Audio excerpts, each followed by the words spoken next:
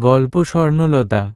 ফাল্গুনের মিষ্টি বাতাস বইছিল, কিন্তু লতার হৃদয়ে বইছিল এক মিশ্র অনুভূতি, উত্তেজনা, ভয় আর এক গভীর শূন্যতা পূরণের আকাঙ্ক্ষা। আজ তার বিয়ে। তিনি একটি নতুন জীবনে প্রবেশ করছেন, যেখানে তিনি শুধু একজন স্ত্রী নন, বরং একজন মা হারা মেয়ে। সেই ছোটবেলা থেকেই লতার একটি স্বপ্ন ছিল, একজন স্নেহময়ী মায়ের আঁচল। বিয়েটা হয়েছে অ্যারেঞ্জ ম্যারেজ। নাবিল প্রবাসে থাকেন, লম্বা ছুটিতে এসেছেন বিয়ের জন্য। লতার দিক থেকে সম্মতি ছিল কেবল নাবিলের ভালোবাসার প্রতি নয়, বরং তার হবু শাশুড়ির প্রতিও। বিয়ের আগে একদিন লতা হবু স্বামীকে ফোন করে বলেছিলেন, শুনছ, আমার বাবা নেই, মাও নেই। আমি তোমাকে ভালোবাসি, কিন্তু তার চেয়েও বেশি ভালোবাসি এই স্বপ্নটা, যদি তোমার মা আমাকে তার মেয়ের মতো করে নেন। আমি কি পাবো সেই মা? নাবিল সেদিন হাসি মুখে উত্তর দিয়েছিলেন, অবশ্যই পাবে, লতা। আমার মা খুব সরল মানুষ। তুমি তাকে মায়ের মতো সম্মান দিও, দেখবে তিনি তোমাকে মেয়ে ছাড়া আর কিছু ভাববেন না। তুমি তোমার মায়ের অভাব পূরণ করতে পারবে। লতা সেই কথাটিকে হৃদয়ে গেঁথে রেখেছিলেন। তার কাছে এই বিয়ে কেবল স্বামী পাওয়ার পথ ছিল না, ছিল তার দীর্ঘদিনের শূন্যতা পূরণের একমাত্র আশ্রয়। শুভদৃষ্টির শীতলতা। পার্লারের কৃত্রিম আলোয় লতা যখন বধূবেশে প্রস্তুত, তার মুখটা উজ্জ্বল, কিন্তু চোখ দুটি ছিল ভবিষ্যতের ভাবনায় মগ্ন। তাকে যখন বিয়ের আসরে নিয়ে আসা হলো, তখন চারদিকে আনন্দ আর হাসির কলতান। লতা মাথা নিচু করে বসা। তার বুক ধড়ফড় করছিল, নাবিলের জন্য আর শাশুড়ির প্রথম স্পর্শের জন্য। শুভদৃষ্টির মুহূর্ত এলো। ঘোমটার আড়াল থেকে লতা নাবিলকে দেখলেন। শ্যামল বরণ, তীক্ষ্ণ দৃষ্টির এক সুদর্শন পুরুষ। নাবিলের চোখে লতার প্রতি ছিল অপার মুগ্ধতা। লতার মনে হলো, এই মানুষটির ভালোবাসা তাকে যে কোনো কঠিন পথ পার করিয়ে দেবে। কিন্তু যেই লতা মাথা নিচু করলেন, তার কানে এলো আয়েশা বেগমের ফিসফিসানি। শাশুড়ি তখন তার বড় ননদের কানে কথাটি বলছিলেন, কিন্তু লতার কানে তা পরিষ্কার এসে পৌঁছাল। ছেলের এত মুগ্ধ হওয়ার কিছু নেই। কাল থেকে দেখবি, এও বাকি দুই বৌমার মতোই হবে।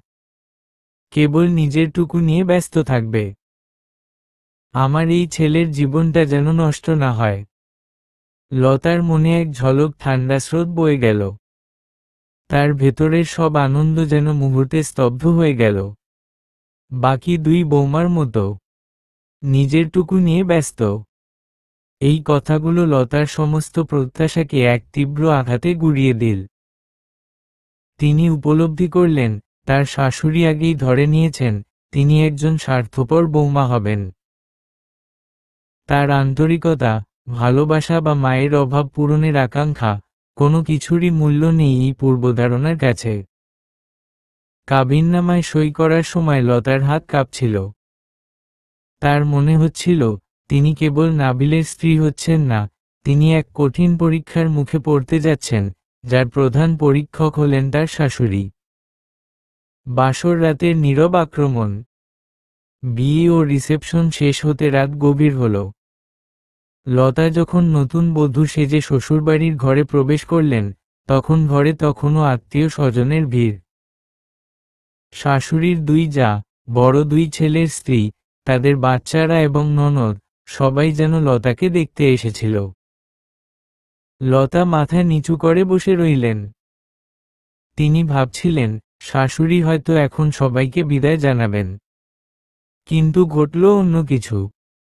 ঘরে প্রবেশ করলেন আয়েশা বেগম।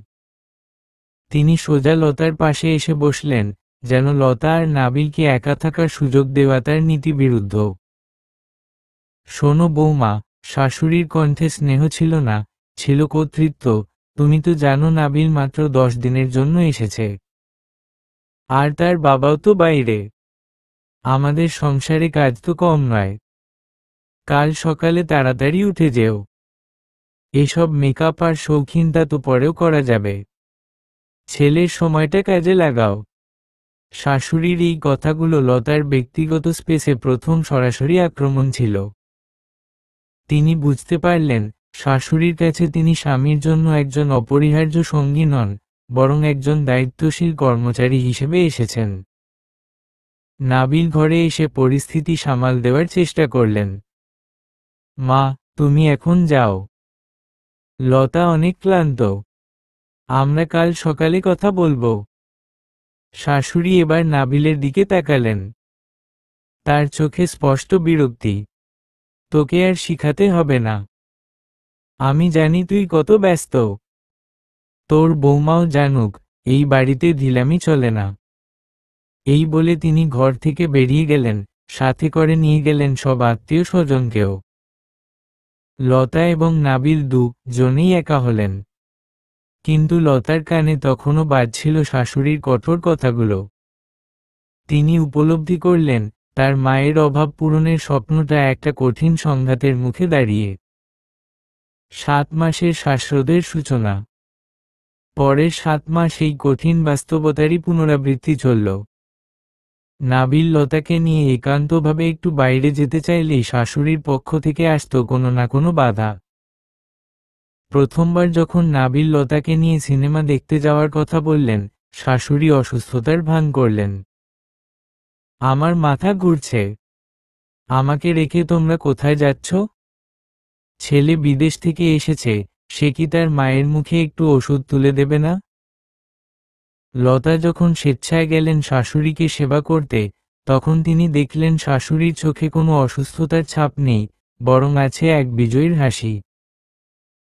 এই 7 মাস ধরে চলতে থাকা নীরব সংঘাত লতাকে নিঃসঙ্গ করে তুলল। তিনি বুঝতে পারলেন, শাশুড়ির মূল সমস্যা অন্যত্র, ছেলেকে নিয়ে নিরাপত্তাহীনতা। তিনি মনে করেন, লতা এসে তার ছেলেকে তার কাছ থেকে ছিনিয়ে নেবে, তার একান্ত যত্ন, সম্মান ও মনোযোগ ভাগ করে নেবে। 7 মাস পর যখন নাবিল আবার প্রবাসের পথে রওনা হলেন, লতা একা হয়ে গেলেন। শাশুড়ির মুখে তখন এক অব্যক্ত স্বস্তির হাসি। আর লতার মনে এক গভীর হতাশা। কিন্তু লতা তখনও হার মানেননি। তার মনে একটাই জেদ, ইনশাআল্লাহ, আমি তার সেই নিরাপত্তার অভাব ঘোচাব, আমি তার মেয়ে হয়ে দেখাব। নাবিল চলে যাওয়ার পরের দিন থেকেই আয়েশা বেগম তার পূর্ণ কর্তৃত্ব ফিরে পেলেন। এতদিন নাবিলের উপস্থিতির কারণে তিনি কিছুটা সংযত ছিলেন, কিন্তু এখন আর কোনো রাগ নেই। শাশুড়ি যেন লতাকে তার ব্যক্তিগত সহকারীর ভূমিকায় নামিয়ে দিলেন। সকাল শুরু হলো ভোরের আজানের সঙ্গে সঙ্গেই। শাশুড়ি লতার দরজায় টোকা দিয়ে তীক্ষ্ণ কণ্ঠে বললেন, বৌমা, বেলা করে ঘুমোনো আমাদের বাড়ির রীতি নয়। আর আমি শুনেছি, তুমি নাকি 10টা নাগাদ নাস্তা করো। এত ঢিলামি কেন? ছেলের পাঠানো টাকা কি ফুরোয় না? লতা তাড়াতাড়ি উঠে প্রস্তুত হলেন। নামাজ শেষ করে তিনি রান্নাঘরে প্রবেশ করলেন। শাশুড়ি ইতিমধ্যে সেখানে উপস্থিত। আজকের রান্নাটা তুমিই করবে, শাশুড়ি ঘোষণা করলেন, আর মনে রাখবে, আজকালকার মতো বিলাসিতা চললে চলবে না। আমার বড় 2 বৌমা তো তেল মশলা দিয়ে রান্নার নামে শুধু টাকা নষ্ট করত। লতা দ্বিধা নিয়ে বললেন, মা, আজ আমি আপনার জন্য আপনার পছন্দের মতো করে দেশি রুই মাছের ঝোল করি। আপনি রেসিপিটা বলে দিন। শাশুড়ি এবার লতার কাছে এসে দাঁড়ালেন। তার দৃষ্টি ছিল একেবারে সন্দেহপ্রবণ। রুই মাছের ঝোল তো করবে, কিন্তু এত পেঁয়াজ, এত আদা কেন? এত মশলা দিয়ে রান্না করলে আসল স্বাদটাই তো মরে যায়। আমরা কি বিদেশে থাকি নাকি যে সবকিছুতে এত জাঁকজমক লাগবে? লতা যুক্তি দেখানোর চেষ্টা করলেন, মা, পেঁয়াজ সামান্যই দিয়েছি। আর ঝোলটা? শাশুড়ি কড়া গলায় থামিয়ে দিলেন। থাক, আর তোমার যুক্তি শুনতে হবে না। তোমার যারা যখন আমার কাছে ছিল, তারা কখনো এমন অপচয় করত না। তোমার বাবা তো কত টাকা খরচ করে বিদেশে ছেলে রেখেছে, তা কি ভুলে গেলে? সেই টাকার মূল্য দিতে শেখো। লতা তীব্র অপমান বোধ করলেন। শাশুড়ির প্রতিটি কথায় যেন তার ব্যক্তিত্বকে আঘাত করা হচ্ছে। শাশুড়ি তাকে কেবল অর্থের অপচয়কারী এবং অলক্ষী হিসেবে দেখছেন। তিনি বুঝতে পারলেন, শাশুড়ি তার বড় দুই বৌমার সাথে তার তিক্ত অভিজ্ঞতাগুলো লতার উপর চাপিয়ে দিচ্ছেন। শাশুড়ির কাছে লতা তার ব্যর্থতার প্রতীক ছাড়া আর কিছু নন। লতা সেদিন কোনো কথা না বলে নীরবে রান্না শেষ করলেন। তার নীরবতা ছিল তার একমাত্র ঢাল, যা তাকে তর্ক থেকে দূরে রাখছিল। উপ-অধ্যায় 2 জায়ের বিষাক্ত সহানুভূতি। দুপুরের খাবারের পর লতা যখন নিজের ঘরে সামান্য বিশ্রাম নিতে যাচ্ছিলেন, তখন বড় জা ফরিদা এবং মেজ জা শামীমা তাদের ঘরে এলেন। তাদের মুখে সহানুভূতির মুখোশ, কিন্তু চোখে ছিল তীব্র কৌতূহল। ফরিদা ফিসফিস করে বললেন, ছোট বউ, আমরা তো জানি মা কেমন। তুমিও চুপ করে থাকো। মা সহজে বদলাবেন না। দেখছো তো আমাদের কেমন জীবন নষ্ট করেছেন। শামীমা যোগ করলেন, তুমি প্রতিবাদ করো না কেন?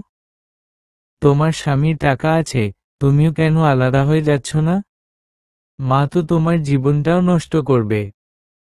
এই বাড়িতে থাকলে তুমি শুধু একজন গৃহকর্মী হয়ে থাকবে। লতা তাদের দিকে তাকালেন। তিনি জানেন, এই যারা শাশুড়ির সঙ্গে খারাপ ব্যবহার করেছিল বলেই শাশুড়ি এত বেশি কঠোর হয়েছেন। তাদের সহানুভূতি লতার কাছে বিষাক্ত মনে হল। লতা শান্তভাবে বললেন, আপনারা আমার জন্য চিন্তা করবেন না। আমি মাকে বুঝি। তিনি অনেক কষ্ট করেছেন। আর আমি তো মাহারা মেয়ে, আমি মাকে ছেড়ে কোথাও যাব না। আমি তাকে মায়ের মতো করেই আগলে রাখব। লতার এই কথা শুনে দুই জা হতবাক হলেন। তারা ভাবলেন, লতা নিশ্চয়ই কোনো বড় চাল চালছে। তারা লতাকে বোঝানোর চেষ্টা করলেন, শাশুড়ির মন পাথর, তা গলবে না। কিন্তু লতা ছিলেন তার সিদ্ধান্তে অটল। তিনি মনে মনে প্রতিজ্ঞা করলেন, আমি অন্য পথের পথিক হব। আমি প্রতিশোধ নয়, ভালোবাসা দিয়ে শাশুড়ির মন জয় করব। নাবিল চলে যাওয়ার পর লতার একাকিত্বের সাথে যুক্ত হয়েছিল শাশুড়ির নিত্যদিনের অযাচিত নিয়ন্ত্রণ। লতা বুঝতে পারছিলেন, এই নিয়ন্ত্রণের পিছনে রয়েছে গভীর কোনো ভয় বা নিরাপত্তাহীনতা। তিনি আর তর্ক না করে শাশুড়ির প্রতিটি আদেশ নীরবে পালন করতে শুরু করলেন। এই নীরবতাই ছিল তার কৌশল। একদিন শাশুড়ি লতাকে নির্দেশ দিলেন, বৌমা, আমার আলমারিটা আজ গুছিয়ে দাও তো। আমার নিজের জিনিস অন্য কাউকে দিয়ে গোছাতে ভরসা পাই না। লতা মনোযোগ দিয়ে আলমারি গোছাতে শুরু করলেন। ভেতরে পুরনো শাড়ি, কিছু পারিবারিক কাগজপত্র। গোছানোর এক পর্যায়ে আলমারির কোণে তিনি একটি ছোট্ট, চাবিবিহীন কাঠের সিন্দুক খুঁজে পেলেন। সিন্দুকটি দেখে লতার মনে কৌতূহল জাগল। তিনি জানতেন, শাশুড়ির ব্যক্তিগত জিনিসে হাত দেওয়া অনুচিত। তিনি সিন্দুকটি হাতে নিয়ে দেখলেন, সেটি খোলা। ভেতরে কিছু পুরনো চিঠি, একটি শুকিয়ে যাওয়া গোলাপ এবং একটি হাতে লেখা নোটবুক। লতা ইতস্তত করলেন, কিন্তু শাশুড়ির মনের গহীনে পৌঁছানোর তীব্র আকাঙ্ক্ষা তাকে নোটবুকটি খুলতে বাধ্য করল। নোটবুকটি ছিল আয়েশা বেগমের ডায়েরি। প্রথম পাতাগুলো পড়েই লতার চোখ ভিজে উঠল। আয়েশা বেগম সেখানে তার তরুণী বয়সের কষ্টের কথা লিখে রেখেছেন। আমি আজ আর পারলাম না। শাশুড়ি আমাকে সবার সামনে অপমান করলেন। বললেন, পরের মেয়ে, কেবল স্বামীর টাকা নষ্ট করতে এসেছে। আমি তাকে কোনোদিন বোঝাতে পারলাম না যে, আমি সত্যিই তাকে মায়ের মতো শ্রদ্ধা করি। আমার স্বামীও আমাকে সমর্থন করলেন না। আমি প্রতিজ্ঞা করেছিলাম, আমি কখনো আমার বৌমাকে এই কষ্ট দেব না। লতা স্তব্ধ হয়ে গেলেন। এই কঠোর, কর্তৃত্বপ্রায়ণ নারীটিও একসময় তার মতো স্নেহপ্রত্যাশী ছিলেন। শাশুড়ির এই কঠোরতা তার নিজের জীবনের ক্ষত ছাড়া আর কিছুই নয়। তিনি নিজের শাশুড়ির কাছ থেকে যে অপমান ও অবিশ্বাস পেয়েছিলেন, সেই ভয় থেকেই তিনি লতাকে বিশ্বাস করতে পারছিলেন না। ডায়েরিটি পড়ার পর লতার মনে শাশুড়ির প্রতি আর কোনো রাগ রইল না, জন্ম নিল গভীর সহানুভূতি। তিনি বুঝতে পারলেন, শাশুড়ি আসলে লতার সাথে তার শাশুড়ির মতোই আচরণ করছেন, কেবল ভয় থেকে, প্রতিশোধ থেকে নয়। লতা আলতো করে ডায়েরিটি আবার সিন্দুকে রেখে দিলেন। তিনি স্থির করলেন, তিনি সরাসরি এই ডায়েরির কথা বলবেন না, বরং ভালোবাসা দিয়ে শাশুড়ির এই ক্ষত সারিয়ে তুলবেন। উপ-অধ্যায় 1 কাপ চা, নীরবতা ভঙ্গ ও আন্তরিকতা। বিকেলে লতা শাশুড়ির জন্য 1 কাপ স্পেশাল আদা চা তৈরি করে নিয়ে গেলেন। শাশুড়ি তখন বারান্দায় বসে সূর্যাস্ত দেখছিলেন। লতা চায়ের কাপটি তার হাতে দিলেন এবং তার পাশে বসলেন। মা, চাটা গরম থাকতে থাকতে খেয়ে নিন। আর এই দিকে দেখুন, আকাশটা আজ কি সুন্দর রং নিয়েছে। শাশুড়ি কাপটি হাতে নিয়ে বললেন, আজকাল আমার হাতে আর চা বানাতে ইচ্ছে করে না, বৌমা। শরীরটা আর চলে না। লতা সুযোগ নিলেন। তিনি আলতো করে জিজ্ঞেস করলেন, মা, আপনার নিজের জীবনে এমন কোনো মানুষ ছিল যে আপনাকে এভাবে যত্ন নিত? আপনার নিজের মা বাবা? শাশুড়ি লতার দিকে তাকালেন। লতার চোখে ছিল আন্তরিকতা, কোনো কৌতূহল নয়। শাশুড়ি দীর্ঘশ্বাস ফেললেন। আমার শাশুড়ি, তিনি আমাকে কোনোদিন আপন করে নেননি। আমি আজীবন তার কাছে পরের মেয়েই ছিলাম। আমি ভেবেছিলাম, আমার ছেলেরা বড় হলে আমি তাদের বউদের মায়ের মতো করে আগলে রাখব। কিন্তু যখন দেখলাম বড় দুই বৌমাও আমাকে অবহেলা করতে শুরু করল, তখন আমার মনটা আরো ভেঙে গেল। আমি ভাবলাম, ভালোবাসলে বুঝি কেবল কষ্টই পেতে হয়। লতা শাশুড়ির হাত ধরলেন। মা, আমি তো মাহারা মেয়ে। আমি সবসময়ই একজন মা চেয়েছি। আপনার কষ্ট আমার কষ্টের চেয়ে আলাদা নয়। আমি আপনাকে মা হিসেবেই দেখতে চাই। আর বিশ্বাস করুন, আমি আপনাকে কখনো অবহেলা করব না। শাশুড়ি আয়েশা বেগমের চোখ ছলছল করে উঠল। লতার এই আন্তরিক কথা তার হৃদয়ের কঠিনতম দেওয়াল ভেঙে দিল। তিনি লতার হাত ধরে মৃদু স্বরে বললেন, তুমি আসলেই ভালো মেয়ে, বৌমা। আমি তোমাকে ভুল বুঝেছিলাম। লতা ডায়েরির পাতা পড়ে শাশুড়ির অতীতের কষ্টের কথা জানার পর থেকে তার প্রতি সম্পূর্ণ সহমর্মী হয়ে ওঠেন। তিনি বুঝতে পারেন, এই কঠোরতা শাশুড়ির নিজের ব্যক্তিগত ক্ষত। সেই দিন থেকে লতা শাশুড়ির প্রতিটি আদেশ পালন করতে শুরু করলেন, কিন্তু নতুন ভঙ্গিতে, ভালোবাসা ও যত্ন মিশিয়ে। লতা লক্ষ্য করলেন, শাশুড়ির রাতের বেলা পায়ে অসহ্য ব্যথা হয়। একসময় তিনি অতিরিক্ত পরিশ্রম করতেন, তার ওপর পর্যাপ্ত বিশ্রাম বা যত্ন পাননি। এই পুরনো কষ্টগুলো এখন শারীরিক দুর্বলতা হয়ে ফিরে এসেছে। একদিন রাত প্রায় 11টা। লতা নিজের শোবার ঘরে না গিয়ে শাশুড়ির ঘরে প্রবেশ করলেন। হাতে সরিষার তেলের একটি বাটি, যাতে সামান্য আদা মিশিয়ে হালকা গরম করা। শাশুড়ি তখন বিছানায় আধশোয়া হয়ে নীরবে পা মালিশ করার চেষ্টা করছিলেন। লতাকে দেখে তিনি দ্রুত হাত সরিয়ে নিলেন। তুমি এখানে কি করছো বৌমা? আর এত রাতে? শাশুড়ির কণ্ঠে পুরনো দ্বিধা ও সতর্ক ফিরে এলো। লতা কোনো কথা না বলে শাশুড়ির পায়ের কাছে গিয়ে বসলেন। মা, আমি তো জানি আপনার পায়ে ব্যথা। আপনি এতদিন কাউকে বলেননি, আমিও লক্ষ্য করিনি। আমার ভুল হয়েছে। আমি আজ থেকে রোজ রাতে আপনার পায়ে মালিশ করে দেব।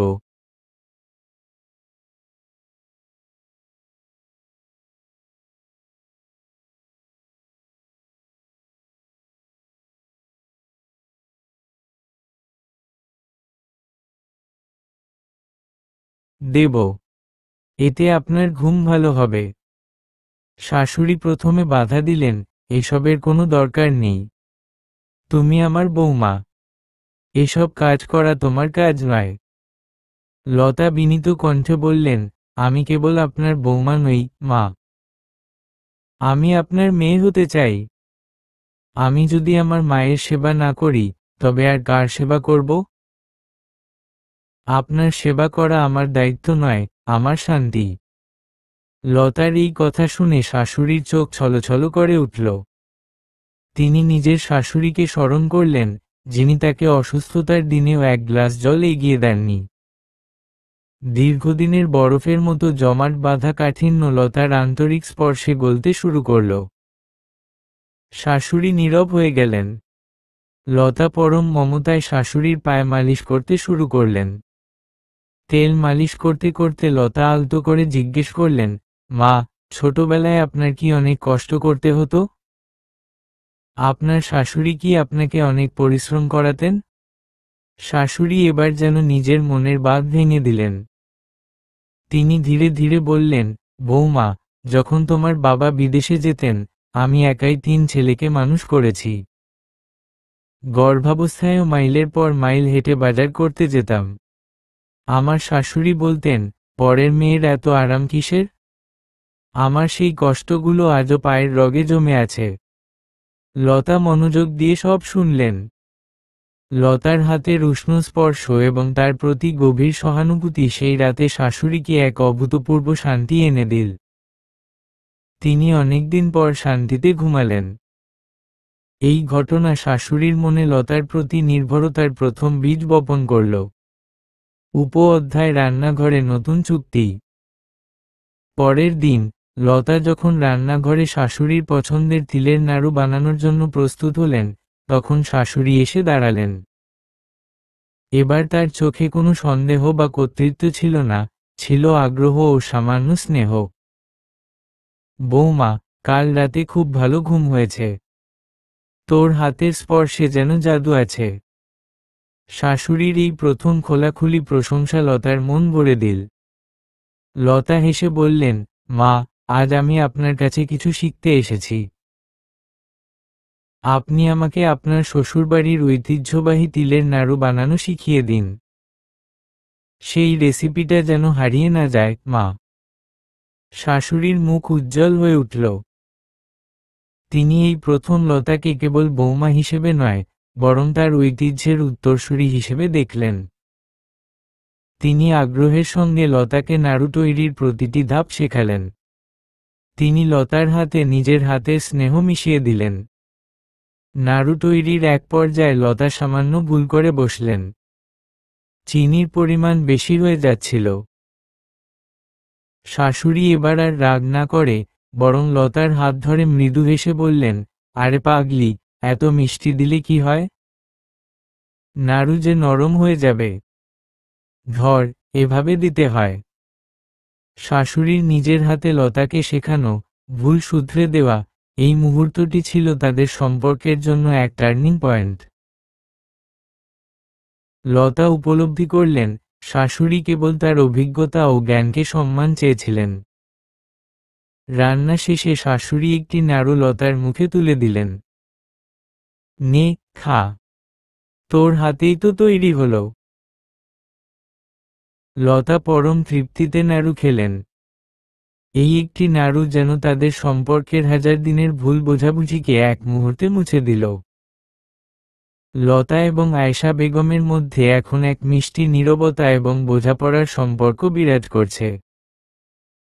শাশুড়ির মনের বরফ গলে যাওয়ার পর, লতা অনুভব করলেন যে তার জীবনের সবচেয়ে বড় শূন্যতা পূরণ হতে চলেছে। একদিন দুপুরে নাবিল ফোন করলেন। লতা শাশুড়ির পাশে বসে হাসিমুখে কথা বলছেন। শাশুড়ি দূর থেকে সব শুনছেন। লতা ইচ্ছা করেই স্বামীর কাছে শাশুড়ির কোনো অভিযোগ করলেন না। বরং উল্টো বললেন, মা আজকাল আমার খুব যত্ন নিচ্ছেন। নিজের হাতে আমাকে ভালো ভালো খাবার বানিয়ে খাওয়ালেন। আমি খুব খুশি, তুমি চিন্তা করো না। শাশুড়ি আড়াল থেকে লতার এই নিঃস্বার্থ প্রশংসা শুনে স্তম্ভিত হয়ে গেলেন। অন্য বৌমারা হলে হয়তো নাবিলের কাছে সব অভিযোগ করত। লতার এই আচরণ শাশুড়ির মনে এক গভীর অপরাধ বোধ ও কৃতজ্ঞতা সৃষ্টি করল।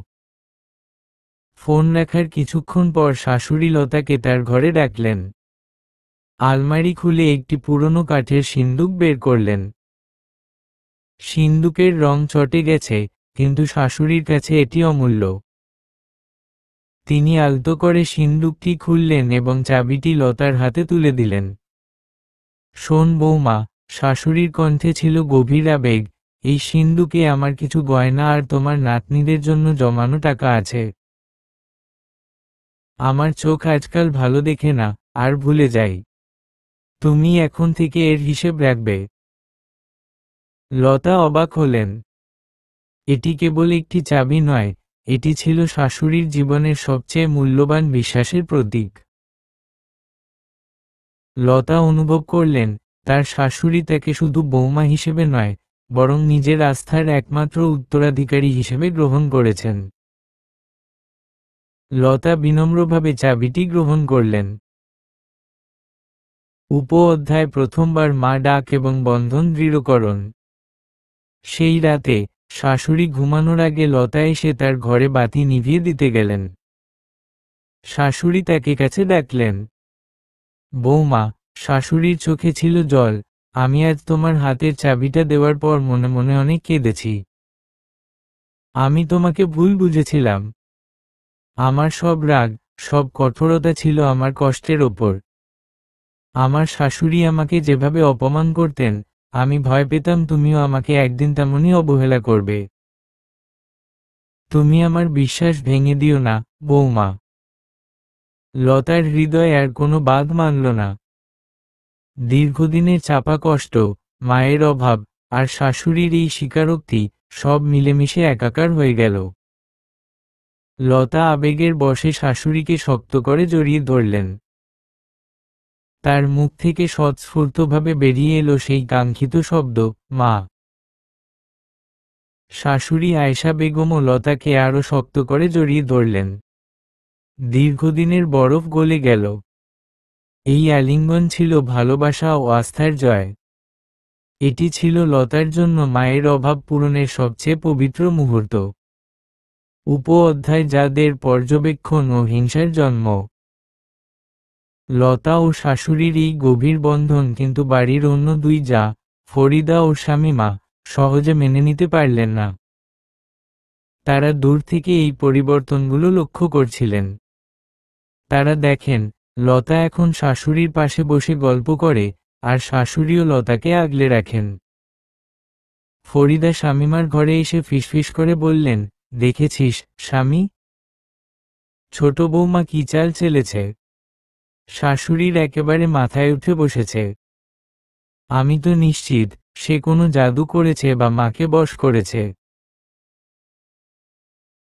শামীমা তীব্র বিরক্তি নিয়ে উত্তর দিলেন, আর বলিস না, ফরিদা। মা তো তাকে সিন্দুকের চাবিও দিয়ে দিয়েছে। আমার তো মনে হচ্ছে, সে আমাদের সব সম্পত্তি লিখে নিতে চাইছে। আমরা এত বছর মাকে সহ্য করলাম, আর এখন এই কালকের মেয়েটার জন্য। দুই জায়ের মনে ভয় ও হিংসা জন্ম নিল। তারা নিজেরাই শাশুড়ির সাথে ভালো ব্যবহার করেনি, তাই অন্য কেউ আন্তরিক হলেও তা তাদের কাছে ষড়যন্ত্র মনে হলো। তাদের মনে জন্ম নেওয়া এই বিদ্বেষ, লতা ও শাশুড়ির সম্পর্কের জন্য এক নতুন পরীক্ষার সৃষ্টি করল। গোপন বৈঠক ও ষড়যন্ত্রের জাল। বড় জা ফরিদা এবং মেজ জা শামীমার মনে লতার প্রতি হিংসা এক বিষাক্ত গাছের জন্ম দিয়েছিল। লতা যে আন্তরিকতা দিয়ে শাশুড়ির মন জয় করেছে, তা তাদের কাছে সরলতা নয়, বরং এক বিপজ্জনক কৌশল বলে মনে হলো। তারা লতার সরলতাকে নিজেদের সুবিধার জন্য ব্যবহার করার সিদ্ধান্ত নিল। এক দুপুরে, বাড়ির সবাই বিশ্রাম নিচ্ছিল তখন ফরিদার ঘরে গোপন বৈঠক বসল। দরজা বন্ধ করে তারা ফিসফিস করে কথা বলতে লাগল। শোন ফরিদা, চাবি তো তার হাতেই।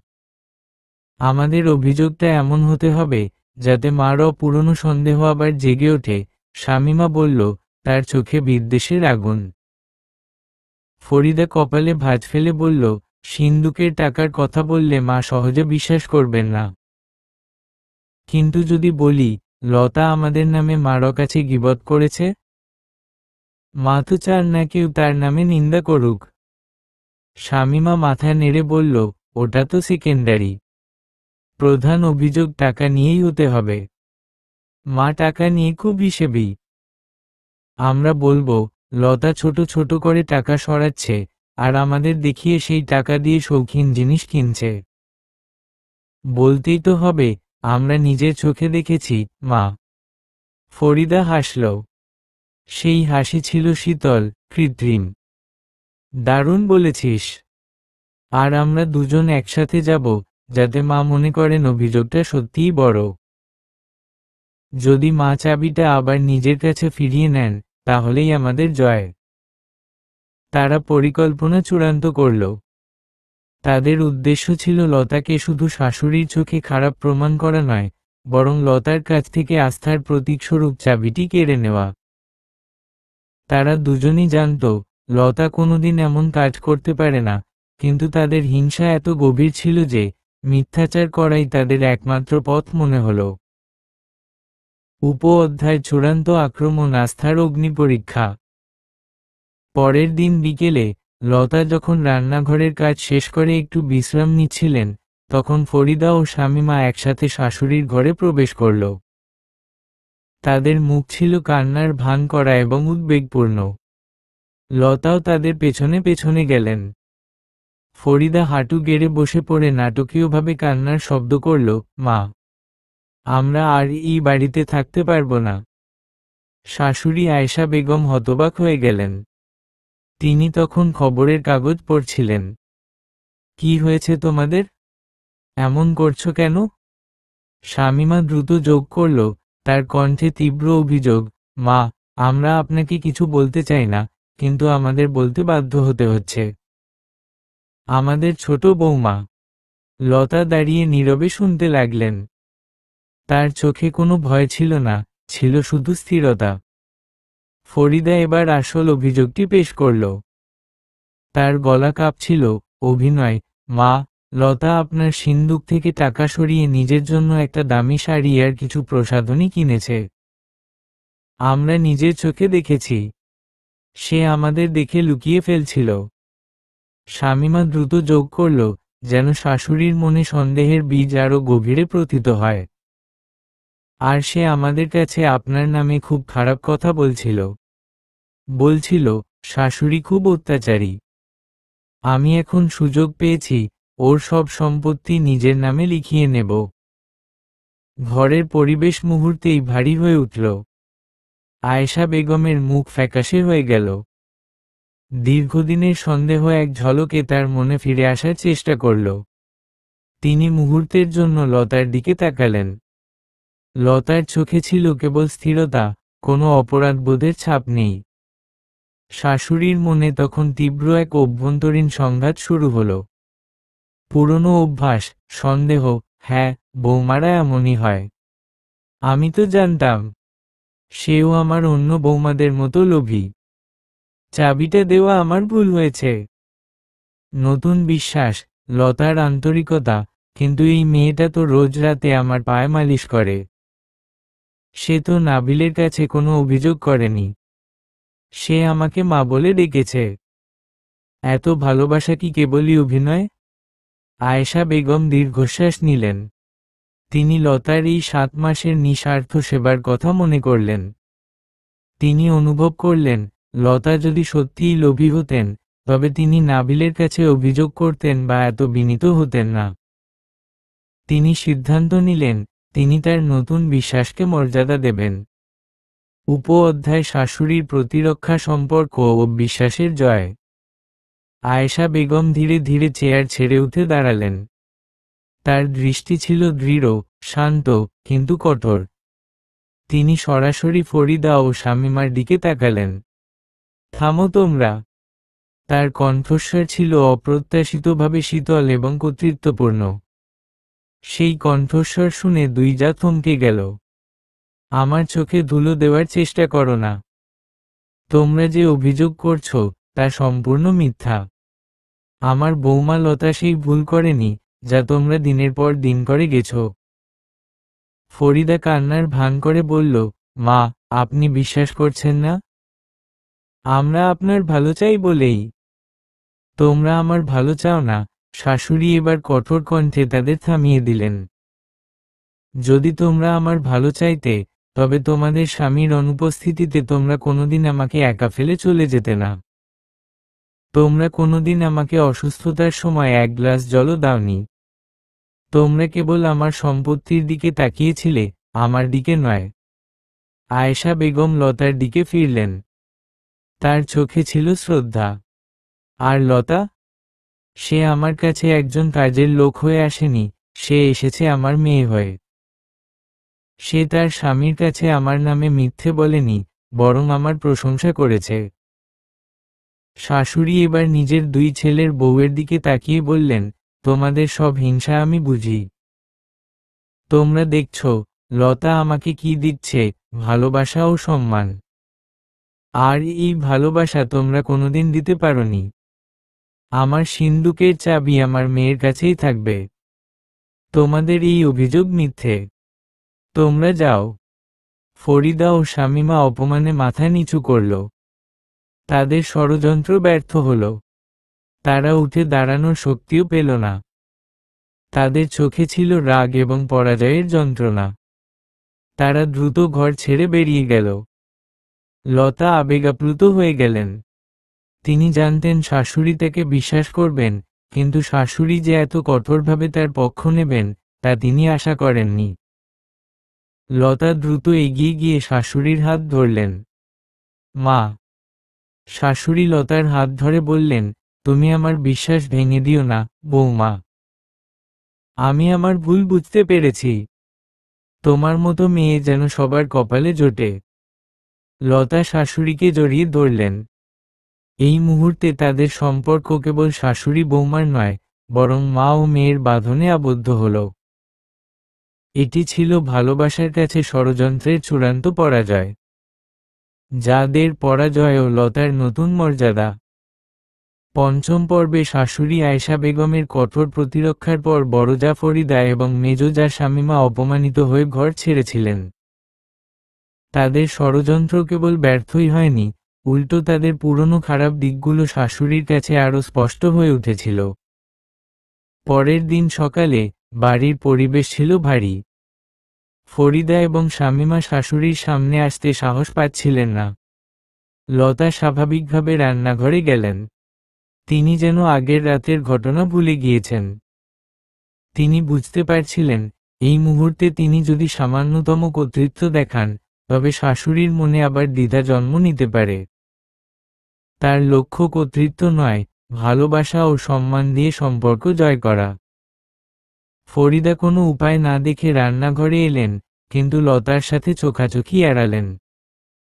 ফরিদা খুব নিচু গলায় শাশুড়িকে জিজ্ঞেস করলেন, মা, আজ কি লুচি করব? শাশুড়ি আয়েশা বেগম, যিনি বারান্দায় বসে চা খাচ্ছিলেন, উত্তর দিলেন, লুচি করার দরকার নেই, ফরিদা। লতাকে জিজ্ঞেস করো। এখন থেকে এসবের দায়িত্ব ওর। ফরিদার মুখটা ফ্যাকাশে হয়ে গেল। শাশুড়ি যেন অত্যন্ত সচেতনভাবে লতার নতুন মর্যাদা সবার সামনে তুলে ধরলেন। লতা দ্রুত শাশুড়ির কাছে গেলেন। মা, ফরিদা আপা যখন এসেছেন, তখন তাকে দিয়ে লুচিই করানো হোক। আমি বরং অন্য কাজগুলো গুছিয়ে নিই। লতার বিনয়ী উত্তর শাশুড়িকে খুশি করল। শাশুড়ি এবার লতার দিকে তাকিয়ে বললেন, ঠিক বলেছিস, মা। তবে সব যেন হিসেব মতো হয়। ফরিদা ও শামীমা নীরবে বুঝতে পারল, লতা কেবল শাশুড়ির আস্থা জয় করেননি, তিনি এখন পরিবারের অন্তর্নিহিত ক্ষমতাও পেয়েছেন। অথচ লতা সেই ক্ষমতাকে বিনয়ের সাথে ব্যবহার করছেন। উপ-অধ্যায় দায়িত্ব হস্তান্তর ও আস্থার আনুষ্ঠানিকতা। সেই দিন দুপুরে শাশুড়ি একটি আনুষ্ঠানিকতা করলেন। তিনি বাড়ির সব গুরুত্বপূর্ণ চাবির একটি গোছা লতার হাতে তুলে দিলেন। এই গোছায় ছিল ভাড়ার ঘরের চাবি, যেখানে চাল, ডাল এবং অন্যান্য প্রয়োজনীয় জিনিস রাখা হতো। এতদিন এই চাবিটি ছিল শাশুড়ির ব্যক্তিগত নিয়ন্ত্রণে। শাশুড়ি ফরিদা ও শামীমার সামনেই লতার হাতে চাবিটি দিলেন। নে বৌমা, এই বাড়ির সব এখন তোর হাতে। তুই এখন থেকে সব গুছিয়ে রাখবি। আমি তোর হাতে ভাড়ারের ভার তুলে দিলাম, কারণ আমি জানি তুই কোনোদিন অপচয় করবি না, আর কোনোদিন কাউকে ভুল বুঝে কষ্ট দিবি না। লতা দুহাত বাড়িয়ে চাবিটি গ্রহণ করলেন। তিনি শাশুড়ির চোখে চোখ রাখলেন। সেই চোখে ছিল গভীর শ্রদ্ধা ও মমতা। লতা বিনয়ী কণ্ঠে বললেন, মা, আপনি আমার ওপর যে বিশ্বাস রাখলেন, আমি কোনোদিন তা ভাঙব না। কিন্তু আমার একটি অনুরোধ আছে। ভাড়ারের চাবি আমি নিলাম, কিন্তু যখন যা প্রয়োজন হবে আমি ফরিদা আপা আর শামিমা আপার সঙ্গে আলোচনা করেই সব করব। এই বাড়ি তো আমাদের সবার। লতার এই উত্তরে শাশুড়ি আবেগে তাকে জড়িয়ে ধরলেন।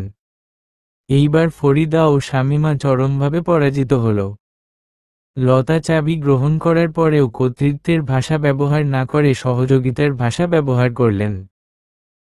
লতা তাদের উপর প্রতিশোধ না নিয়ে বরং সহ-নেতৃত্বের প্রস্তাব দিলেন। লতার এই মহৎ গুণ শাশুড়ির মন জয় করার পাশাপাশি যাদের মনেও এক নতুন ধরনের অপরাধবোধ জন্ম দিল। উপ-অধ্যায় প্রতিবেশীর কৌতূহল ও প্রশংসা। আয়েশা বেগমের এই পরিবর্তন কেবল বাড়ির ভেতরেই সীমাবদ্ধ রইল না, আশেপাশেও তার খবর দ্রুত ছড়িয়ে পড়ল। আয়েশা বেগম, যিনি তার কঠোর মেজাজের জন্য পরিচিত ছিলেন, তিনি এখন তার ছোট পুত্রবধূ লতার গুণের কথা 5 জনের কাছে গর্ব করে বলছেন। এটা প্রতিবেশীদের কাছে ছিল এক অবিশ্বাস্য ঘটনা। বিকেলে পাশের বাড়ির সুফিয়া খালা এলেন। তিনি শাশুড়ির পুরনো দিনের বন্ধু, যিনি লতার প্রতি শাশুড়ির অত্যাচার নিজ চোখে দেখেছিলেন। সুফিয়া খালা শাশুড়িকে একান্তে জিজ্ঞেস করলেন, আয়েশা, কি হয়েছে তোর? তুই নাকি তোর ছোট বৌমাকে ভাড়ারের চাবি দিয়ে দিয়েছিস? আর আগের দিনের মতো এত রাগও করিস না। এই মেয়েটা কি কোনো জাদু করেছে? আয়েশা বেগম হাসলেন। এই হাসি ছিল দীর্ঘদিনের কঠোরতা দূর হওয়ার স্বস্তির হাসি। না গো সুফিয়া, জাদু নয়। এই মেয়েটা শুধু আমাকে ভালোবাসা দিয়ে কিনে নিয়েছে। আমি যে ভুল করেছিলাম, ওকে পরের মেয়ে ভেবে কষ্ট দিয়েছিলাম, সে আমাকে ক্ষমা করে দিয়েছে। সে আমাকে বুঝিয়ে দিয়েছে বৌমাও মেয়ের মতো হতে পারে। এরপর শাশুড়ি গর্ব করে লতার হাতের নাড়ু আর পিঠা সুফিয়া খালাকে খাওয়ালেন। নে, খেয়ে দেখ, আমার বৌমার হাতে তৈরি। তোর যারা তো কোনোদিন এত যত্ন করে কিছু বানিয়ে খাওয়ায়নি। সুফিয়া খালা লতার হাতে তৈরি পিঠা খেলেন এবং লতার গুণের প্রশংসা করলেন। সমাজের কাছে লতার মর্যাদা প্রতিষ্ঠিত হল। প্রতিবেশীদের কাছে লতা আর কেবল এক নির্যাতিতা বধূ নন, বরং স্নেহ ও ধৈর্য দিয়ে সম্পর্ক জয় করা এক নারী হিসেবে পরিচিত হলেন। লতা এই প্রশংসা নীরবে শুনলেন। তার উদ্দেশ্য ছিল না খ্যাতি অর্জন, তার উদ্দেশ্য ছিল কেবল শাশুড়ির মন জয় করা। স্বামীর কাছে পরিবর্তন লতার জয়। বাড়িতে লতার নতুন মর্যাদা প্রতিষ্ঠিত হওয়ার ঠিক 2 দিন পর রাতে নাবিলের ফোন এলো। লতা তার ঘরের মৃদু আলোয় স্বামীর সাথে কথা বলতে বসলেন। নাবিলের কণ্ঠে ছিল স্পষ্ট কৌতূহল। লতা, তোমাকে আজ অনেক খুশি আর শান্ত মনে হচ্ছে। আর মাও? মার সাথে আজ কথা বললাম, তার কণ্ঠে কোনো অস্থিরতা নেই। আমাকে কাজ করো বলে ফোন রেখে দিলেন না।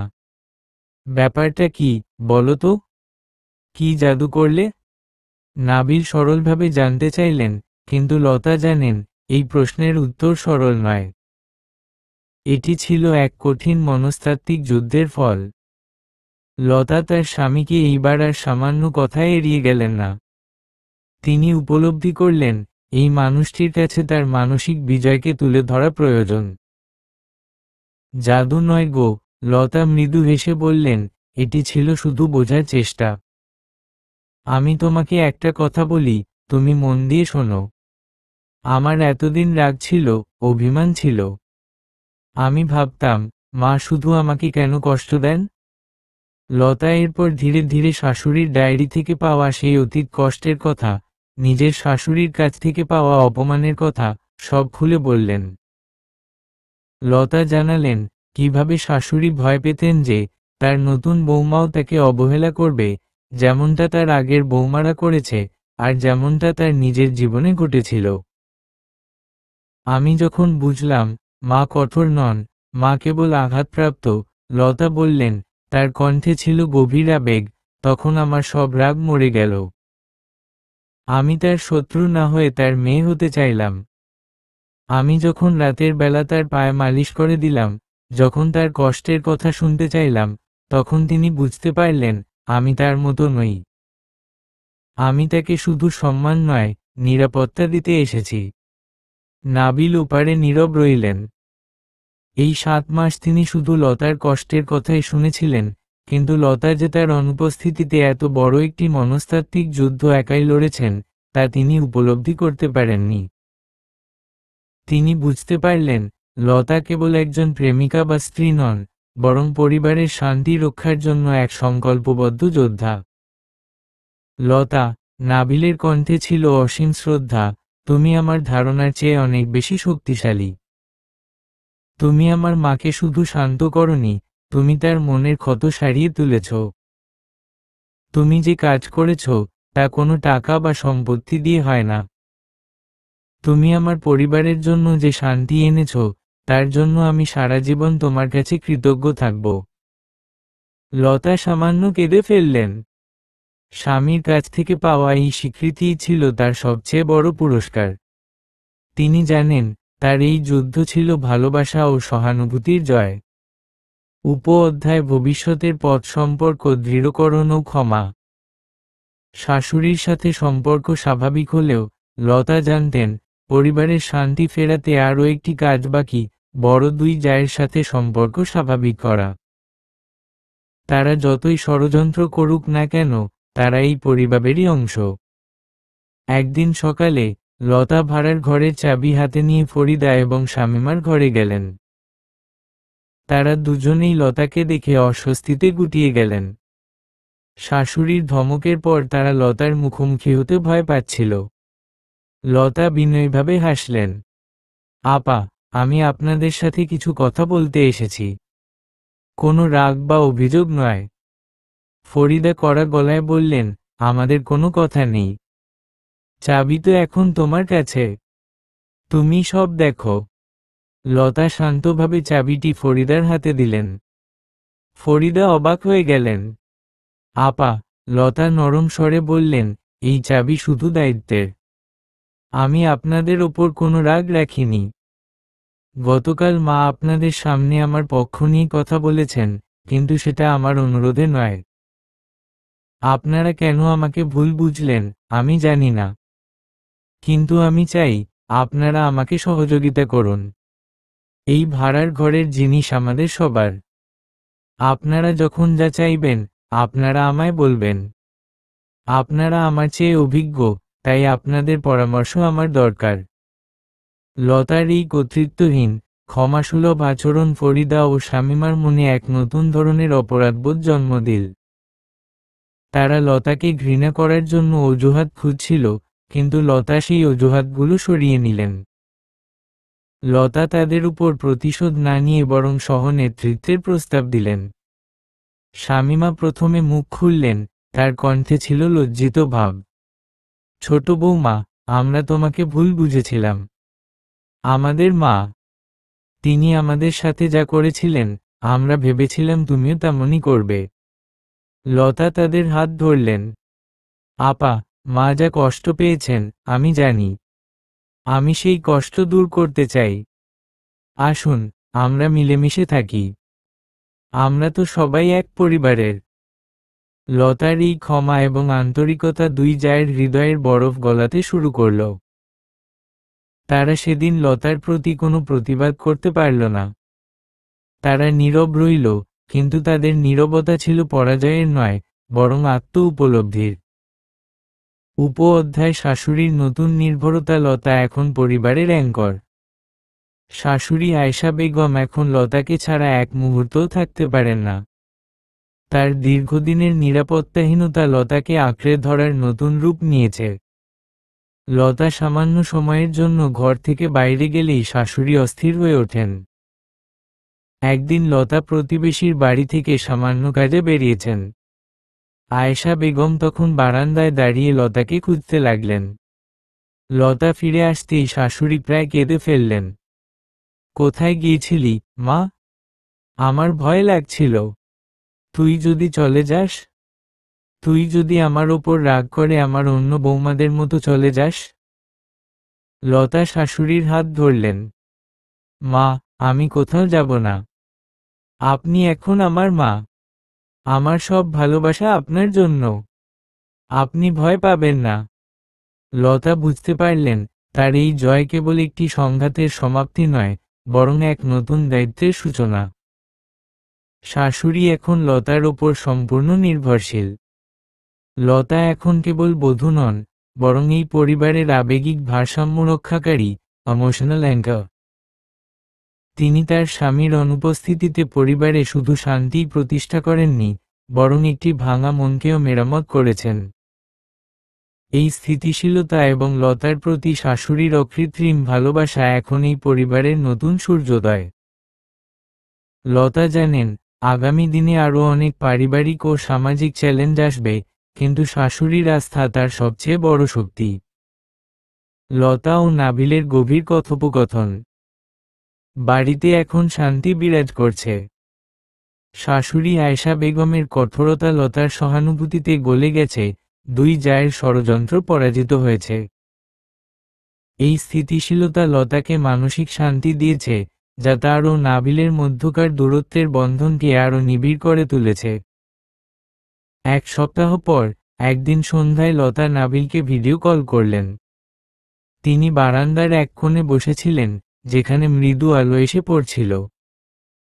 7 মাস আগে এই ফোন কলগুলো ছিল অভিযোগ, অভিমান আর কান্নার, কিন্তু আজ লতার চোখে ছিল এক স্নিগ্ধ হাসি এবং আত্মবিশ্বাসের জ্যোতি। নাবিল কলটি ধরতেই লতা দেখলেন, তার মুখেও স্বস্তির ছাপ। আরে আমার শান্তি দেবী, কেমন আছো? তোমার মুখের হাসি দেখলে মনে হয় আমার প্রবাসের সব কষ্ট দূর হয়ে যায়। লতা হাসলেন। শান্তি দেবী, বেশ নাম দিয়েছ তো। আমি ভালো আছি। মাও ভালো আছেন। বাড়িতে এখন আর কোনো কোলাহল নেই। যেন দীর্ঘদিন পর একটা গভীর নিঃশ্বাস নিতে পারছি। নাবিল আগ্রহ নিয়ে বললেন, আমি বুঝতে পারছি। মার সাথে আমার কথা হয়েছে। মা মা তোমাকে নিয়ে এত প্রশংসা করলেন, আমি বিশ্বাস করতে পারছিলাম না। মা বললেন, আমার ছোট বৌমা শুধু বৌমা নয়, আমার মেয়ে। ওর হাতেই বাড়ির ভার দিয়ে নিশ্চিন্তে আছি। লতা, তুমি সত্যি করে বলো তো, তুমি কি এমন করলে? লতা দীর্ঘ নিঃশ্বাস নিলেন। তিনি তখন নাবিলের কাছে তার মনের গভীরতম কথাগুলো প্রকাশ করলেন। তিনি বললেন, নাবিল, তুমি যখন চলে গেলে, আমার মনে খুব কষ্ট হয়েছিল। কিন্তু আমি বুঝতে পারলাম, মারও মন জয় করাটা আমার জন্য বড় চ্যালেঞ্জ। আমি শুধু তোমাকে ভালোবাসতে চাইনি, আমি তোমার পরিবারকেও আপন করে নিতে চেয়েছিলাম। লতা এরপর শাশুড়ির ডায়েরি থেকে জানা কষ্টের কথা, তার শাশুড়ির কাছ থেকে পাওয়া অপমানের কথা, সব খুলে বললেন।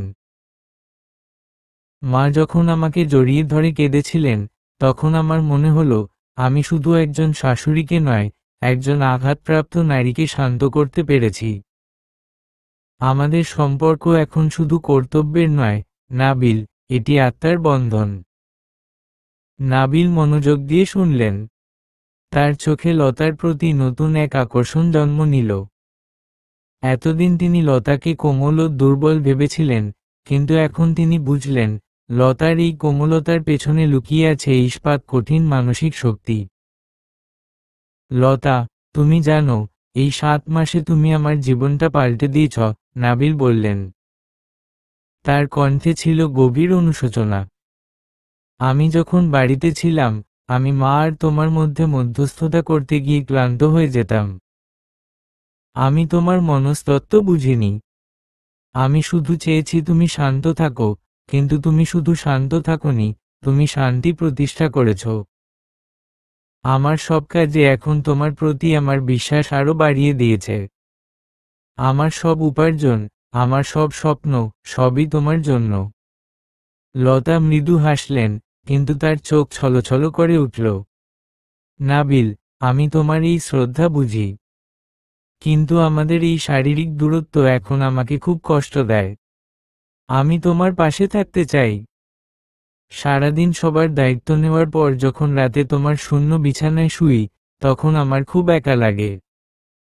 এই দূরত্ব মাঝে মাঝে আমাকে দুর্বল করে দেয়।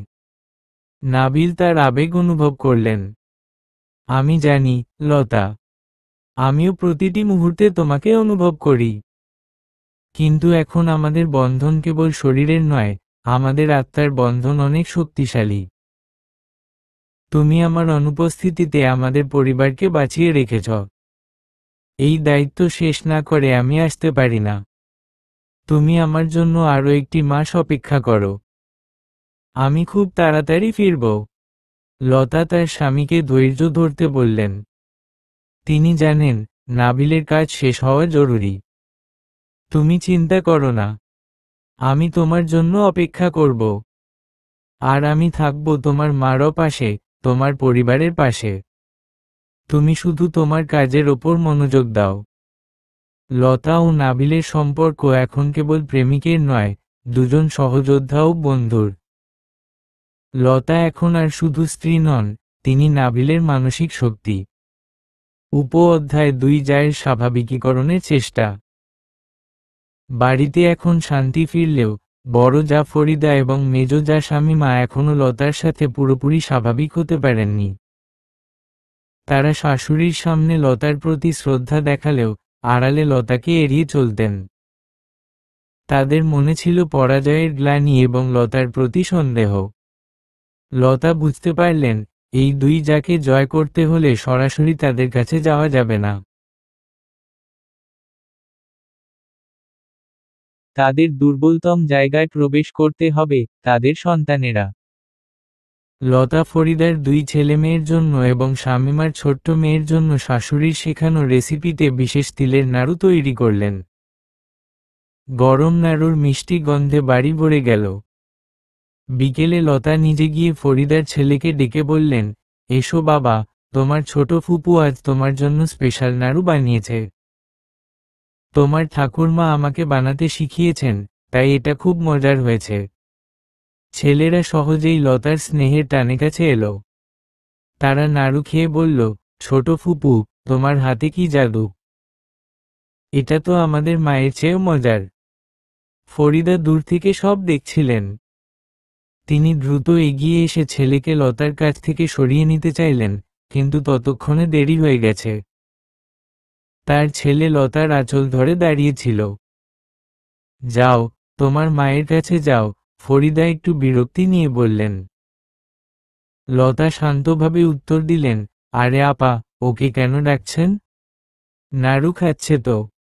আমি তো আপনাদের বাচ্চাদের জন্যই বানালাম। ফরিদা লজ্জিত হলেন। তিনি লতার এই কৌশল বুঝতে পারলেন। লতা প্রতিশোধ না নিয়ে ভালোবাসা দিয়ে তাদের মন জয় করতে চাইছেন। ফরিদা তবুও পুরোপুরি লতার সাথে মিশতে পারলেন না।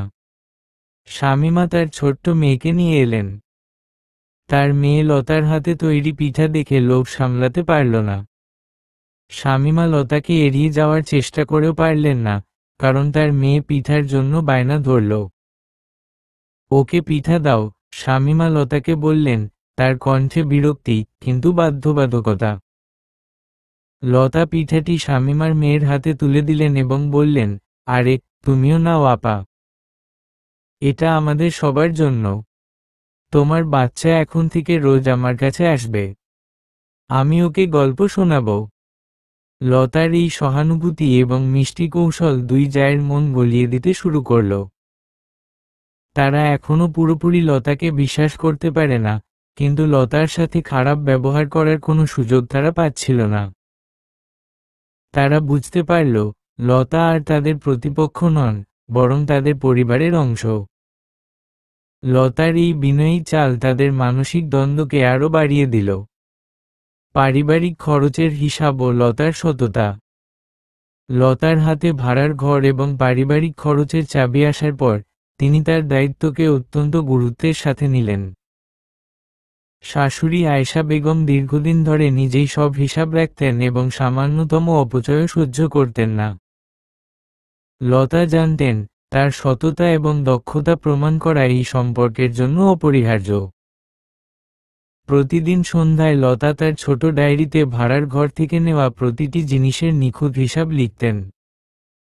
চালের পরিমাণ, মশলার ব্যবহার, রান্নার তেলের খরচ, সবকিছুই পরিমাপ করে নোট করতেন। তিনি কেবল হিসাব রাখতেন না, বরং শাশুড়ির পুরনো দিনের অভ্যাসগুলো মনে রেখে অপচয় কমানোরও চেষ্টা করতেন। শাশুড়ি আয়েশা বেগম এতদিন ধরে এই বাড়ির অর্থনৈতিক কর্তৃত্ব নিজ হাতে রেখেছিলেন। তার মনে তখনও ক্ষীণ সন্দেহ ছিল। যদিও লতার প্রতি তার স্নেহ জন্মেছে, তবুও দীর্ঘদিনের অবিশ্বাস সহজে দূর হয় না। তিনি গোপনে লতার হিসাব পরীক্ষা করার সিদ্ধান্ত নিলেন। একদিন দুপুরে লতা যখন বারান্দায় বিশ্রাম নিচ্ছিলেন, তখন শাশুড়ি আলতো করে ভাড়ার ঘরে প্রবেশ করলেন। সেখানে একটি ছোট টেবিলের ওপর লতার ডায়েরিটি খোলা ছিল। শাশুড়ি লতার অগোচরে সেই ডায়েরিটি হাতে নিলেন এবং পাতা উল্টালেন। শাশুড়ি অবাক হলেন। লতা শুধুমাত্র খরচের হিসাবই রাখেননি, তিনি প্রতিটি জিনিসের দাম, কেনার তারিখ এবং কেন ব্যবহার করা হলো তার কারণও ছোট করে লিখেছেন। যেমন, একদিন তিনি লিখেছিলেন 5 কেজি চাল কেনা হলো। ফরিদা আপার ছেলের জ্বর, তার জন্য নরম ভাত রান্না হয়েছে বলে চালের ব্যবহার সামান্য বেশি হয়েছে। এই বিশদ বিবরণ শাশুড়ির মনে গভীর ছাপ ফেলল। লতা কেবল হিসেবই নন, তিনি যত্নশীল। তিনি পারিবারিক প্রয়োজনে খরচের কারণও উল্লেখ করেছেন, যা প্রমাণ করে তিনি কোনো কিছু গোপন করছেন না। শাশুড়ির সবচেয়ে বড় মুগ্ধতা এলো যখন তিনি দেখলেন, লতা তার নিজের ব্যক্তিগত খরচ, যেমন সাবান বা সামান্য প্রসাধনী, কখনো পারিবারিক খরচের হিসাবে যোগ করেননি, বরং সেই টাকার হিসাব আলাদা করে রেখেছেন। শাশুড়ি যখন ডায়েরিটি রেখে চলে যাচ্ছিলেন, তখন লতা সেখানে প্রবেশ করলেন। লতা বুঝতে পারলেন শাশুড়ি কি করছিলেন, কিন্তু লতা কোনো প্রতিবাদ বা অভিযোগ করলেন না। তিনি শুধু হেসে বললেন, মা, আপনি কি কিছু খুঁজছিলেন? আমার ডায়েরি দেখতে পারতেন। কিছু ভুল থাকলে ধরিয়ে দেবেন। শাশুড়ি এবার লজ্জিত হলেন। তিনি বুঝতে পারলেন, লতা তার অবিশ্বাসকে ধরে ফেলতে পেরেছেন, কিন্তু তবুও তিনি কোনো অভিযোগ করছেন না। শাশুড়ি লতাকে জড়িয়ে ধরলেন। না মা, আমি কিছু খুঁজছিলাম না। শুধু দেখলাম, তুই কত সুন্দর করে সব গুছিয়ে রাখিস। আমার এখন আর কোনো চিন্তা নেই। লতার এই সততা এবং অসীম ধৈর্য শাশুড়ির মনে অবশিষ্ট সামান্যতম সন্দেহের বীজও উপড়ে ফেলল। তিনি বুঝতে পারলেন, লতা কেবল তার পরিবারের অর্থনৈতিক নিরাপত্তা নয়, বরং নৈতিক নিরাপত্তা নিশ্চিত করেছেন। উপ-অধ্যায় শান্তি ও প্রতীক্ষা, এক নতুন বন্ধন। দিনের পর দিন অতিবাহিত হতে লাগল। শাশুড়ি ও লতার এই বন্ধন এখন বাড়িতে এক অন্যরকম শান্তির আবহ তৈরি করেছে। ফরিদা ও শামীমা এখনও লতার সাথে পুরোপুরি স্বাভাবিক হতে পারেনি, কিন্তু তাদের সন্তানেরা লতার প্রতি স্নেহের টানে প্রায় তার কাছে আসে।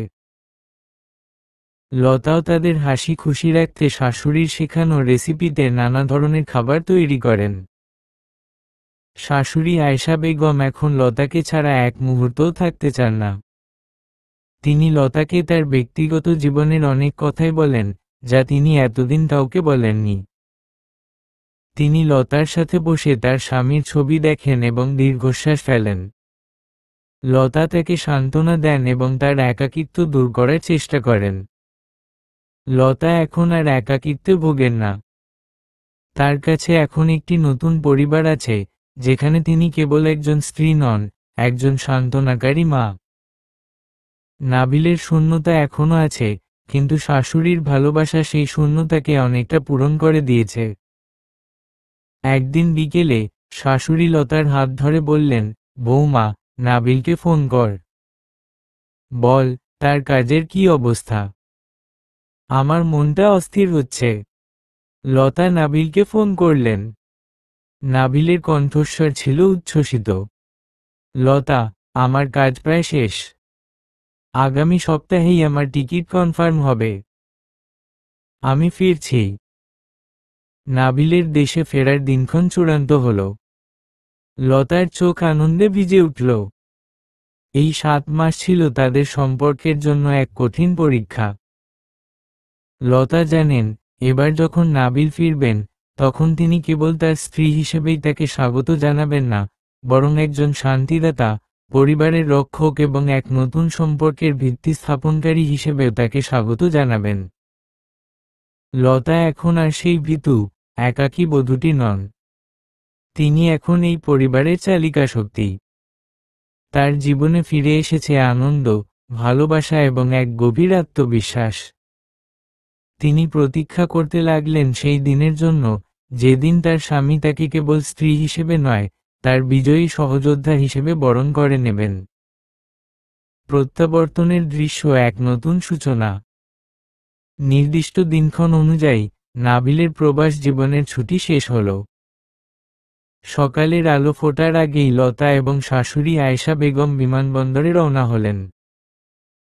লতার হৃদয়ে ছিল এক মিশ্র অনুভূতি, স্বামীর কাছে ফেরা, আর নিজের জয় করা রাজ্যের শান্তি রক্ষা করার দায়িত্ব। বিমানবন্দরের বাইরে নাবিলকে যখন দেখা গেল, তখন সেই 7 মাস আগের মানুষটির চেয়ে অনেক বেশি ক্লান্ত দেখাচ্ছিল তাকে। কিন্তু তার চোখে ছিল দ্রুত বাড়ি ফেরার আকুতি। নাবিল লতাকে দেখে দ্রুত এগিয়ে এলেন। প্রথমেই লতা নয়, শাশুড়ি আয়েশা বেগম আবেগাপ্লুত হয়ে নাবিলকে জড়িয়ে ধরলেন। বাবা, আমার খুব ভয় ছিল। তুই ভালো আছিস তো? শাশুড়ির কণ্ঠে ছিল তীব্র স্নেহ এবং এক নতুন নির্ভরতা। এরপর নাবিল লতার দিকে তাকালেন। লতার চোখে আর সেই চাপা অভিমান বা বিষাদের ছায়া নেই। তার চোখে এখন আত্মবিশ্বাস, শান্তি এবং এক গভীর মমতা। নাবিল লতাকে জড়িয়ে ধরলেন। এই স্পর্শ ছিল 7 মাসের দূরত্ব এবং একাকিত্বকে দূর করার স্পর্শ। নাবিল ঘরে ফেরার পথে বারবার লতাকে লক্ষ্য করছিলেন। লতার সাজসজ্জা বা পোশাক নয়, তার মানসিক স্থিতাবস্থা তাকে মুগ্ধ করছিল। তোমার মুখে হাসি, লতা, নাবিল বললেন।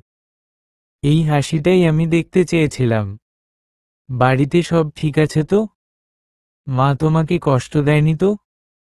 শাশুড়ি এবার পাশ থেকে উত্তর দিলেন। কি বলছিস তুই, বাবা? লতা তো আমার মেয়ে। ও আমার কত সেবা করেছে, তুই তা জানিস না। আমি তো এখন লতাকে ছাড়া এক মুহূর্তও থাকতে পারি না। এই মেয়েটা আমার জীবন বদলে দিয়েছে। নাবিল চমকে গেলেন। শাশুড়ির কণ্ঠে লতার জন্য এত প্রশংসা। নাবিল জানতেন, এই পরিবর্তন সহজ ছিল না। লতা তার অনুপস্থিতিতে এক কঠিন মনস্তাত্ত্বিক যুদ্ধ জয় করেছেন। উপ-অধ্যায় শান্তিনিকেতনে প্রত্যাবর্তন। বাড়িতে ফিরে নাবিল আরও বেশি পরিবর্তন লক্ষ্য করলেন। উঠোনে কোনো কোলাহল নেই, কোনো চাপা উত্তেজনা নেই। সব কাজ যেন একটি শান্ত ছন্দে চলছে। ফরিদা এবং শামিমা, যারা আগে নাবিলকে দেখলে নানা অভিযোগ নিয়ে হাজির হতেন, তারা আজ মাথা নিচু করে নীরবে তাদের স্বাগত জানালেন। তাদের চোখে ছিল পরাজয়ের ছাপ। নাবিল ঘরে প্রবেশ করে সবথেকে বড় স্বস্তি পেলেন। তার ঘরের মধ্যে এখন শান্তি বিরাজ করছে। শাশুড়ি ঘরে প্রবেশ করে লতাকে উদ্দেশ করে বললেন, লতা, তোর স্বামীর জামাকাপড়গুলো এখনই গুছিয়ে দে। আর আমি ওকে নিজের হাতে খাইয়ে দেব, তুই ততক্ষণ বিশ্রাম নে। এই স্নেহপূর্ণ নির্দেশ, যেখানে শাশুড়ি লতাকে কাজ করার বদলে বিশ্রাম নিতে বলছেন, তা নাবিলের কাছে ছিল এক বিশাল পরিবর্তন। তিনি বুঝতে পারলেন, লতা কেবল শাশুড়ির মন জয় করেননি, তিনি তার প্রতি স্নেহ ও নির্ভরতা তৈরি করতে পেরেছেন। দুপুরে খাবার টেবিলে পারিবারিক পুনর্মিলন হল। শাশুড়ি নিজের হাতে নাবিলকে খাইয়ে দিলেন। কিন্তু মাঝে মাঝেই তিনি লতার দিকে তাকিয়ে হাসছিলেন। নাবিল লক্ষ্য করলেন, ফরিদা ও শামিমা লতাকে এড়িয়ে চললেও তারা প্রকাশ্যে কোনো কটু কথা বলছেন না। বরং তারা শাশুড়ির ভয়েই হোক বা লতার প্রতি শ্রদ্ধাতেই হোক শান্ত আছেন। আহার শেষে শাশুড়ি নাবিলকে বললেন, বাবা, আমি তোকে বলতে ভুলে গেছি, এখন থেকে ভাড়ারের চাবি আর তোর বৌমার কাছে। ও সব হিসেব খুব ভালো রাখে, তুই চিন্তা করিস না, ও আর আমি মিলে সব সামলে নেব। নাবিল লতার দিকে তাকালেন। লতা শান্তভাবে হাসলেন। এই চাবিদান কেবল একটি বস্তুর হস্তান্তর নয়, এটি ছিল লতার বিজয়ের আনুষ্ঠানিক স্বীকৃতি। নাবিল উপলব্ধি করলেন, তার স্ত্রী তার অনুপস্থিতিতে কেবল ঘরের দায়িত্ব পালন করেননি, তিনি এই পরিবারের নিয়ন্ত্রণ ও স্থিতিশীলতা এনে দিয়েছেন। উপ-অধ্যায় বাসর রাত স্বীকৃতির মুহূর্ত। রাতে লতা এবং নাবিল তাদের ঘরে একা হলেন। এটি তাদের প্রথম বাসর রাত থেকে সম্পূর্ণ আলাদা ছিল। সেই রাতে ছিল উত্তেজনা ও শাশুড়ির চাপানো ভয়। কিন্তু আজ রাতে ছিল শান্তি, শ্রদ্ধা এবং গভীর বোঝাপড়া। নাবিল লতাকে জড়িয়ে ধরলেন। তার চোখে ছিল অনুশোচনা। লতা, নাবিল ফিসফিস করে বললেন, আমি তোমার কাছে ক্ষমা চাই। আমি তোমাকে একা ফেলে বিদেশে ছিলাম, আর তুমি এখানে এক কঠিন যুদ্ধ লড়েছ। আমি মাকে চিনি, আর তুমি এমন এক যুদ্ধ জয় করেছ যা আমি হয়তো কোনোদিন পারতাম না। লতা স্বামীর বুকে মাথা রাখলেন। ক্ষমা চাইও না, আর কৃতজ্ঞতা জানাও না, নাবিল। আমি কোনো অভিযোগ করি না। আমি যখন তোমাকে ভালোবেসেছি, তখন তোমার পরিবারকেও আপন করে নিতে চেয়েছি। এই 7 মাস আমাকে মানসিকভাবে অনেক শক্তিশালী করেছে। আমি এখন আর সেই দুর্বল মেয়েটি নই, যে সামান্য কথায় কেঁদে উঠত। নাবিল লতার মুখ তুলে ধরলেন। তার চোখে ছিল শ্রদ্ধা মেশানো প্রেম। তুমি আমার ধারণা বদলে দিয়েছ, লতা। আমি যখন বিদেশে ছিলাম, তখন তোমার প্রতি আমার আকর্ষণ ছিল শুধু ভালোবাসার। কিন্তু এখন তোমার প্রতি আমার আকর্ষণ শ্রদ্ধার, তোমার মানসিক শক্তির। নাবিল লতার কপালে চুমু খেলেন। এই চুমু ছিল কেবল স্বামীর চুম্বন নয়, এটি ছিল লতার মানসিক বিজয়ের আনুষ্ঠানিক স্বীকৃতি। তারা সেই রাতে শারীরিক নৈকট্য চেয়ে মানসিক ও আবেগের আদান প্রদানকে বেশি গুরুত্ব দিলেন। লতা তার স্বামীর কাছে তার সকল মানসিক শান্তি ও স্থিতিশীলতার উৎস তুলে ধরলেন। নাবিল বুঝতে পারলেন, এই 7 মাসের দূরত্ব তাদের সম্পর্ককে দুর্বল করেনি, বরং লতার দৃঢ়তার কারণে তা আরও শক্তিশালী হয়েছে। লতা কেবল তার স্ত্রী নন, তিনি এখন তার জীবনের সহযোদ্ধা, পরামর্শদাতা এবং তার পরিবারের রক্ষক। নাবিলের প্রত্যাবর্তনের পরদিন পারিবারিক জীবন এক নতুন ছন্দে চলতে শুরু করল। নাবিল সচেতনভাবে লক্ষ্য করলেন, লতা কিভাবে তার দায়িত্ব এবং বিনয়কে একসাথে ব্যবহার করছেন। সকালে লতা ভাড়ারের চাবি হাতে নিয়ে রান্নাঘরে এলেন। ফরিদা ও শামীমা তখনও সেখানে ছিলেন।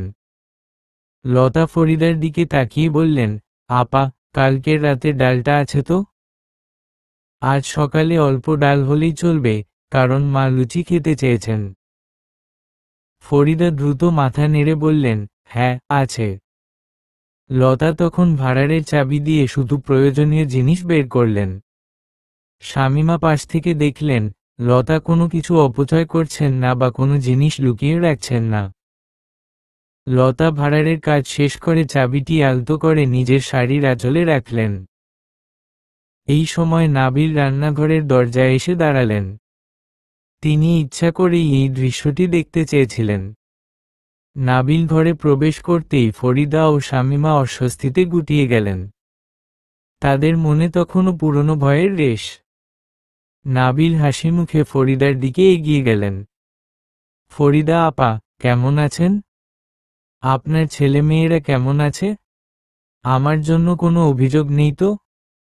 ফরিদা মাথা নিচু করে বললেন, না দেবর, সব ভালো আছে। ছোট বৌমা সব সামলে নিয়েছে। নাবিল এবার শান্ত কিন্তু দৃঢ় কণ্ঠে বললেন, আমি একটা কথা বলতে এসেছি, ফরিদা আপা আর শামীমা আপা। আমি জানি, আমি যখন বিদেশে ছিলাম তখন অনেক ভুল বোঝাবুঝি হয়েছে, কিন্তু লতা এই বাড়ির বউ হলেও সে এখন আমার বোনের মতো। সে আমার মাকে শান্তি দিয়েছে, তাই সে আমাদের সবার সম্মান পাওয়ার যোগ্য। নাবিলের এই খোলাখুলি সমর্থন দুই যাকে এক ভিন্ন বার্তা দিল। নাবিল এখানে কোনো অভিযোগ করতে আসেননি, তিনি এসেছেন লতার মর্যাদা প্রতিষ্ঠা করতে। নাবিল আরও বললেন, লতা ভাড়ারের চাবি রাখুক, কিন্তু ও আপনাদের সবার পরামর্শ নিয়েই কাজ করবে। এই বাড়িতে সবাই মিলেমিশে থাকলে আমার মা শান্তি পাবেন, আর সেটাই আমাদের সবার লক্ষ্য হওয়া উচিত। ফরিদা ও শামীমা নীরবে তাদের ভুল বুঝতে পারলেন। তারা লতার প্রতি যে বিদ্বেষ পোষণ করেছিলেন, লতা তার স্বামীর মাধ্যমে তার কোনো প্রতিশোধ নিলেন না, বরং লতা তাদের সহযোগিতার প্রস্তাবই দিলেন। লতার এই মহৎ মানসিকতা দুই জায়ের হৃদয়ে দীর্ঘদিনের জমানো ক্ষোভের বরফ আরও খানিকটা গলাল। তাদের আচরণে বিনয় স্থায়ী হল। উপ-অধ্যায় নতুন সূচনা ও ভবিষ্যতের পথ। সেই দিন থেকে লতা ও নাবিলের জীবন এক নতুন সূচনা পেল। তাদের সম্পর্ক এখন শুধু আবেগ বা প্রেমের নয়, বরং পারস্পরিক শ্রদ্ধা, বিশ্বাস ও স্থিতিশীলতার ওপর প্রতিষ্ঠিত। লতা এখন আর একাকিত্বে ভোগেন না, কারণ তার পাশে রয়েছে তার স্বামী এবং তার নতুন মা, শাশুড়ি আয়েশা বেগম। রাতে লতা এবং নাবিল ভবিষ্যৎ নিয়ে আলোচনা করতে বসলেন। নাবিল, লতা নরম কণ্ঠে বললেন, আমাদের সংসারটা এখন এমন শান্ত। আমার একটা অনুরোধ আছে। আমি চাই তুমি এখন আর বিদেশে যেও না, এখানে কিছু একটা করো। আমার আর মারও এখন তোমাকে খুব দরকার। নাবিল লতার হাত ধরলেন। আমি জানি, লতা, তুমি আমাদের পরিবারের জন্য যা করেছ তার মূল্য দিয়ে শোধ করা যাবে না। আমি আগেই সিদ্ধান্ত নিয়েছি, আমি আর প্রবাসে ফিরব না। আমাদের জমানো টাকা দিয়ে আমরা ছোট একটি ব্যবসা শুরু করব, যাতে আমরা সবাই একসাথে থাকতে পারি। লতা আনন্দে কেঁদে ফেললেন। তাদের এই আলোচনা কেবল একটি ব্যবসার পরিকল্পনা ছিল না, এটি ছিল পরিবারের পুনর্মিলন এবং স্থায়ী শান্তির ভিত্তি স্থাপন। আর মা? লতা জিজ্ঞেস করলেন। মা? মা তো এখন তোমার ওপর সম্পূর্ণ নির্ভরশীল, নাবিল এসে বললেন। মাকে নিয়ে এখন আর কোনো চিন্তা নেই। তুমি এখন এই পরিবারের চালক, পাইলট। আমার এখনকার সব লক্ষ্য হলো তোমার এই শান্তি এবং স্থিতিশীলতাকে বজায় রাখা। লতা হাসলেন। তার জীবন পূর্ণ হল। যে শূন্যতা তিনি মায়ের অভাবে অনুভব করতেন, তা আজ শাশুড়ির ভালোবাসা, স্বামীর শ্রদ্ধা এবং পরিবারের শান্তিতে পূর্ণ হল। লতা ও নাবিল সেই রাতে তাদের আগামী দিনগুলির পরিকল্পনা করলেন, বড় ব্যবসা শুরু করা, শাশুড়ির আরও যত্ন নেওয়া এবং ফরিদা ও শামীমার সাথে সম্পর্ককে আরও আন্তরিক করা। লতার গল্প ছিল একটি সাধারণ বধূর গল্প, কিন্তু তার পথ ছিল অসাধারণ। তিনি ক্রোধ দিয়ে নয়, বরং ধৈর্য, সহানুভূতি ও ভালোবাসা দিয়ে তার শাশুড়ির কঠোর হৃদয় জয় করলেন। তিনি বুঝিয়ে দিলেন, সম্পর্ক গড়তে গেলে শুধু অধিকারের দাবি নয়, মানসিক ও আবেগের বোঝাপড়াটা সমান গুরুত্বপূর্ণ।